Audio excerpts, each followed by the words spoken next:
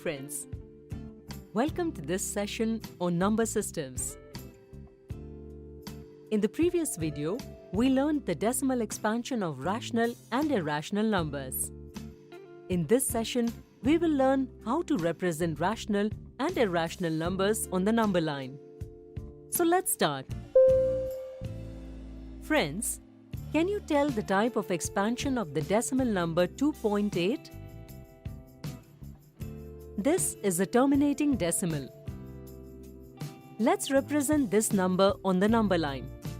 The number 2.8 will lie between the numbers 2 and 3. Now we will divide the portion between numbers 2 and 3 into 10 equal parts like this. Friends, why 10 equal parts? Because this will make the process of locating the number easy. Here, the first number is 2.1, the second is 2.2, and in this way, the last number 2.9.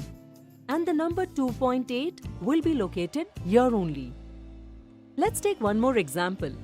Represent the number 4.233 on a number line. This is a non-terminating recurring number. How will we represent this on the number line? Let's see. Friends, this number will lie between the numbers 4 and 5. This is a large range, so locating the number at the right position would be difficult. So let us divide this range into 10 equal parts. Now this number would lie between the numbers 4.2 and 4.3. Friends, are we now able to locate this number accurately on the number line? We have just reached the first place after the decimal, and here, in this number 3 is getting repeated. Let's further divide this length into 10 equal parts. Now we can say that the given number will lie between the numbers 4.23 and 4.24. Friends, to get more accurate visualization of the representation, we will further divide the range 4.23 and 4.24 into 10 equal parts. So the given number lies between 4.233 and 4.234. If we notice the process, as we are moving ahead and dividing the parts, we are getting closer to the given numbers. Here we can say that, though we cannot accurately locate the given number on the number line, we can still represent its closest value. So, representing any number on the number line depends on how many numbers after the decimals are to be considered while representing them. To accurately or precisely locate the number on the number line, we had to divide or magnify the number line into many such 10 equal parts. So this process is called as successive magnification. Friends, so far we saw how to represent rational numbers on the number line. But can irrational numbers also be represented on the number line? We know that the decimal forms of irrational numbers are non-terminating or non-recurring. So, will we use the same process of successive magnification to represent them on the number line? Yes. Let's take an example. Represent this irrational number 4.810024500611 on the number line. This number will lie on the number line somewhere between 4.81 and 4.82.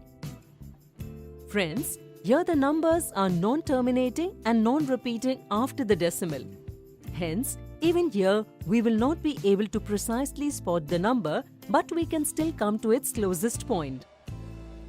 Friends, we will be able to represent irrational numbers on the number line without knowing their decimal expansion. Yes, there is a way of representing these numbers on the number line. Let's look at it. Let's represent root 2 on a number line. How do we get root 2? When do we get any number in the form of roots? When any number is in the form of squares like x square is equal to 2, then we get x as root 2. Friends, when we use words like squares, square roots, which rule comes to your mind? Yes, Pythagoras rule. Now, if we consider a right-angled triangle ABC where the lengths of AB and AC are 1 unit, according to Pythagoras rule, we will get the length of AC as root 2. We know that root of 1 is 1 and root of 4 is 2. That means root 2 will lie somewhere between 1 and 2 on the number line. Hence, if we have to represent root 2 on the number line, then we will have to construct triangle ABC in such a manner that point A will lie on 0 and point B will lie on number 1 on the number line. We will draw a perpendicular from point B of 1 unit length. So we get the length of AC as root 2.